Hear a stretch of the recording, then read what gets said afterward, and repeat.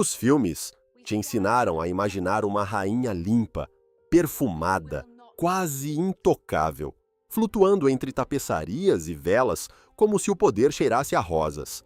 Mas, em 1350, a coroa não te afastava da sujeira. Às vezes, ela te afundava ainda mais nela. Porque debaixo do veludo havia suor seco, debaixo do toucado havia coceira, debaixo da cerimônia havia uma necessidade constante de suportar frio, fome, cheiro e vergonha sem mover um músculo do rosto. A rainha não vivia em um conto.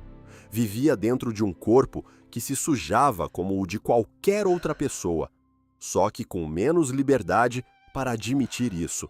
Você acorda antes de o sol nascer direito, e a primeira coisa que sente não é luxo, é pedra. O ar do aposento entra por frestas invisíveis e morde o seu nariz. As cortinas pesadas ao redor da cama seguram um pouco do calor, mas não o suficiente. Você dormiu com várias camadas de roupa, apertada entre mantas grossas e peles que cheiram a ambiente fechado, fumaça e anos de uso. Mesmo assim, seus pés estão congelados. Quando você os põe no chão, a pedra fria sobe pelos tornozelos como se fosse água. Você não está sozinha, nunca está. Há criadas dormindo no mesmo quarto, meio vestidas, alertas até mesmo durante o sono. Uma delas se levanta assim que ouve você se mexer. Ela traz uma bacia com água. Está fria, não porque te desprezem, mas porque esquentá-la toda manhã custa tempo, lenha, mãos. Você lava o rosto, as mãos, talvez o pescoço. Só isso. Tomar banho de verdade não é rotina. É um acontecimento raro, caro, desconfortável. E além disso, há médicos que repetem que água demais abre o corpo para a doença. Então a limpeza passa a significar outra coisa: trocar a camisa de linho por baixo da roupa e fingir que isso basta. O linho absorve parte do suor, parte da oleosidade da pele, parte do cheiro, mas não faz milagre. Você percebe isso ao levantar os braços. O tecido colado ao corpo percebe. Qualquer pessoa que chegue perto o suficiente percebe, mesmo que ninguém se atreva a dizer. Depois vem o vestido. O mesmo vestido que não é lavado por semanas, porque lavá-lo seria estragar bordados, tinturas, fios caríssimos. Aqui a riqueza também é uma armadilha. Quanto mais valioso o tecido, menos ele pode ser limpo. A barra arrasta pelo chão já usado, recolhe poeira, gordura das mãos, cinza do braseiro, restos de palha. Nas axilas, fica um cheiro denso velho, mal encoberto por água de rosas e óleos doces que não eliminam nada, só brigam com o fedor. Vestir-se não é simplesmente colocar roupa, é ser envolvida, apertada, ajustada, presa pelas mãos de outras pessoas. Cordões, alfinetes, mangas, cinto, camadas sobre camadas. Seu corpo desaparece sob o peso da posição, mas ele continua ali dentro, respirando pior, se movendo menos, começando a sentir o peso do dia antes mesmo de ele começar. E você ainda nem saiu do quarto. E quando enfim está vestida, entende que o problema não era só o frio, era o confinamento. O tecido nobre não cai sobre o corpo como nos quadros, ele o domina. O linho roça o seu peito ainda úmido da lavagem apressada. A lã pesa sobre os ombros, os cordões apertam sua cintura e o pescoço começa a coçar sob bordados que todo mundo admira de longe e que ninguém precisa suportar por dentro. Cada camada promete dignidade, mas também guarda calor abafado, gordura da pele, poeira dos aposentos e o cheiro velho dos dias anteriores. Esse é o detalhe que as imagens limpas sempre escondem. Uma rainha pode trocar a camisa por baixo, mas não pode apagar aquilo que já ficou morando no vestido. O perfume entra, então, como uma mentira cara.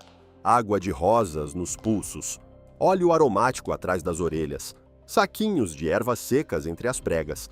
Tudo isso suaviza o ar, por um instante, como se alguém tivesse aberto uma janela no meio de um estábulo. Depois, o cheiro do corpo volta.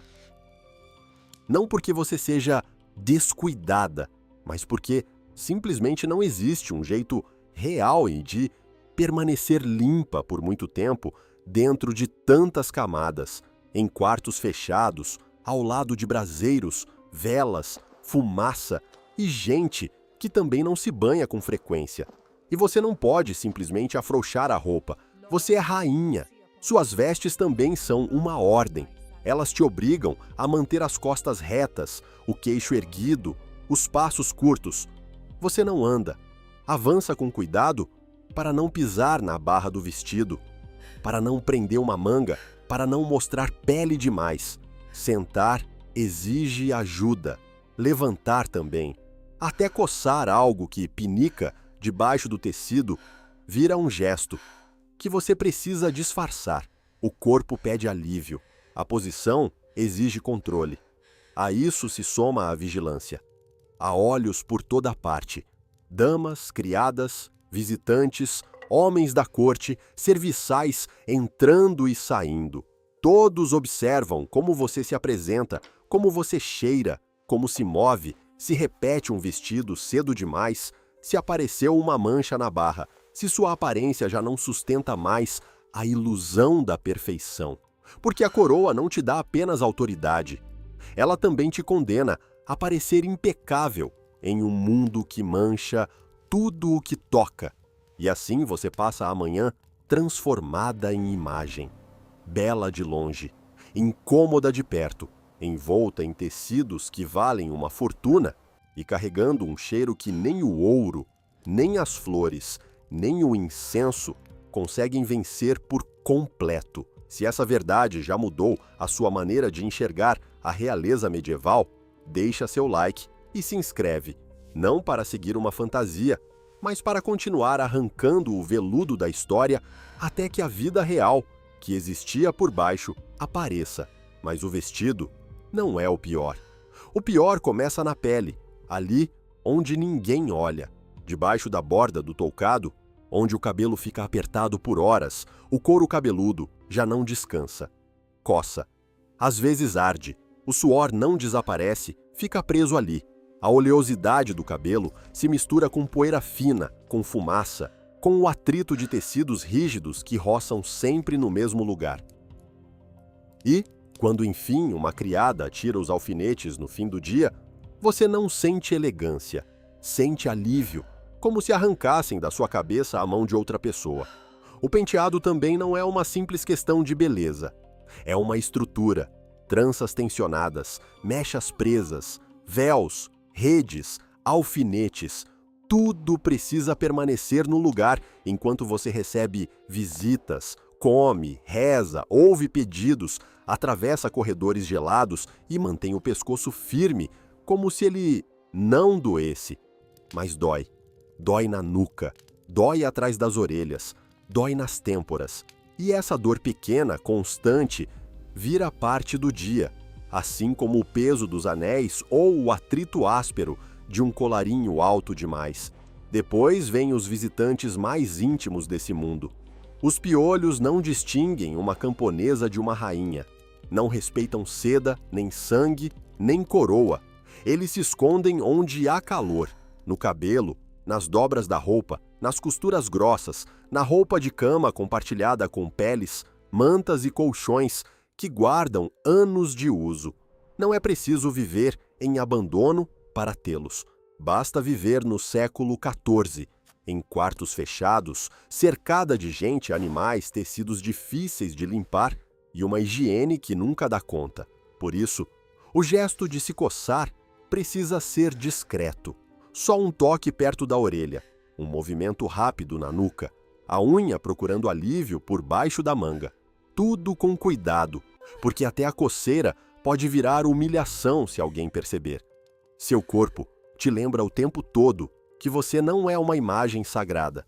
Você é carne aprisionada dentro da cerimônia, e a pele paga por cada camada. No verão, ela se irrita sob o suor preso. No inverno, racha com o frio e o ar seco do fogo. As axilas ficam vermelhas, o peito marcado por costuras ásperas, A cintura, apertada por horas, termina sensível ao menor contato. Até caminhar, deixa de ser natural. Você avança devagar, não por graça, mas porque toda a sua roupa te obriga a calcular peso, espaço e equilíbrio. Isso também muda o seu lugar no mundo. De fora, você parece a mulher mais protegida do reino. Por dentro, vive como uma prisioneira de detalhes que ninguém chamaria de tortura, porque fazem parte da ordem normal das coisas. E talvez essa seja a pior armadilha da realeza medieval: transformar o desconforto em costume, até que o sofrimento mais cotidiano deixe de parecer sofrimento e passe a se chamar dignidade. E então você descobre que o castelo, esse lugar que visto de fora parece sólido e protetor, na verdade trabalha contra o corpo. O frio fica preso dentro das paredes e sai delas até quando há fogo aceso. Os corredores são correntes longas de ar úmido. As janelas altas deixam entrar luz, mas também vento. No inverno, a pedra não apenas esfria os pés. Ela sobe pelas pernas, entra pelas costas, endurece os dedos. Dormir não corrige nada. Às vezes, você amanhece mais cansada do que quando foi se deitar. A fumaça também não te deixa em paz. Os braseiros, as velas, as cozinhas, as tochas, tudo aquece e tudo suja o ar. Você respira cinza fina, fuligem, gordura queimada, cheiro de lã úmida secando perto demais do fogo. Seus olhos ardem, a garganta arranha. A roupa guarda essa fumaça do mesmo jeito que guarda o suor. Até a cama cheira a ambiente fechado, a lenha, a corpos que passam a noite sem descanso de verdade. E depois, a necessidade mais humilhante. O corpo não espera a cerimônia acabar. Não existem banheiros confortáveis, discretos, próximos. Existem recipientes, baldes, urinóis escondidos atrás de um pano, de um biombo ou sob camadas de roupa erguidas com a ajuda de outras pessoas. Mesmo sendo rainha, você precisa de mãos ao redor para algo que deveria ser feito em solidão. Alguém aproxima o recipiente, alguém afasta o tecido, alguém leva embora o cheiro depois, e então o quarto volta a se encher de incenso, como se o ar pudesse mentir, como se perfumar a vergonha fosse suficiente. É aí que outra mentira do poder se quebra. Você manda em terras, mas não manda sobre a pedra gelada, nem sobre a fumaça, nem sobre a urgência do ventre. Seu corpo continua obedecendo a necessidades simples em um mundo que não tem interesse em torná-las dignas. E quanto mais alto é o seu posto, menos direito você tem de demonstrar incômodo. Você precisa continuar ereta, limpa na aparência, serena, enquanto tudo ao seu redor lembra que a vida no castelo não foi desenhada para o bem-estar, mas para a resistência. E chega um momento em que você entende o verdadeiro preço dessa vida. Não é só o frio, nem o cheiro, nem o peso da roupa. É nunca poder relaxar, porque até o cansaço precisa obedecer. Você come quando é preciso, mesmo com o estômago fechado. Sorri quando é preciso, mesmo depois de horas com as costas rígidas. Permanece sentada enquanto as pernas adormecem sob camadas de tecido. E quando enfim se levanta, o sangue desce de uma vez, os tornozelos reclamam e o corpo leva alguns segundos para voltar a parecer seu. A mesa também não tem nada de confortável. A carne pesada, molhos espessos, pão duro de vez em quando, vinho, cheiros misturados de gordura, cera e corpos próximos demais uns dos outros. Você precisa comer sem pressa, sem desajeito, sem demonstrar rejeição. Mas o salão está quente por causa do fogo e carregado pela respiração de todos. Debaixo do toucado, você sua. Debaixo do vestido, a pele gruda no linho, e mesmo assim você não pode afrouxar uma única camada, nem se limpar como gostaria, nem sair quando o ar fica quase sólido. Então aparece o outro cansaço, o pior, o de ser observada mesmo quando você já não tem forças. Uma rainha não boceja livremente, não se coça, não se curva, não admite que o peito aperta, que a cabeça pulsa, que precisa se deitar, que a barriga dói, ou que passou o dia inteiro sonhando com o momento de finalmente tirar o vestido e respirar fundo sem testemunhas. Cada gesto é cercado pela expectativa. Seu corpo pede descanso. A corte exige presença. E essa presença tem um custo brutal, porque transforma até o sofrimento em parte do espetáculo. Se você adoece, precisa parecer digna. Se sangra, cala. Se cheira mal depois de horas de cerimônia, ninguém menciona, mas todos sabem. Se um parasita te obriga a levar a mão até o pescoço, você precisa transformar esse impulso em um gesto elegante. Sua posição não elimina o desconforto, ela o torna silencioso. É por isso que a imagem ideal da rainha medieval se despedaça de vez aqui. Ela não era uma mulher flutuando por salões perfumados. Era um corpo exausto, disciplinado, até o extremo, presos dentro de tecidos, normas e olhares, pagando com dor privada o brilho público de cada aparição. E no fim, é isso que destrói completamente a fantasia. A coroa nunca conseguiu vencer o corpo, só conseguiu cobri-lo. Durante séculos nos ensinaram a olhar para as rainhas medievais como figuras elevadas acima da vida comum, quase alheias ao barro, ao cheiro e ao cansaço. Mas, em 1350, a diferença entre uma rainha e qualquer outra mulher não estava na limpeza nem no conforto. Estava na obrigação de suportar tudo sem reclamar e de transformar essa resistência em espetáculo, porque essa era a verdadeira função do luxo. Não tornar a vida mais fácil, mas esconder o insuportável. O brocado encobria o suor, o perfume discutia com o fedor. As joias desviavam o olhar do esgotamento. As tapeçarias suavizavam a impressão de paredes geladas. A cerimônia dava uma forma nobre a uma rotina feita de coceira, fumaça, tecidos rançosos, sono interrompido e necessidades que nunca podiam ser atendidas com liberdade. Quanto mais alto o posto, mais espessa era a ficção. E por baixo de tudo, continuava havendo a mesma coisa. Uma mulher com a pele irritada pela roupa, com o cabelo oprimido sob o toucado, com os dedos gelados mesmo perto do fogo, com o descanso interrompido, com o cheiro de confinamento grudado no corpo. Uma mulher obrigada a parecer radiante enquanto o castelo exigia dela resistência, silêncio e compostura.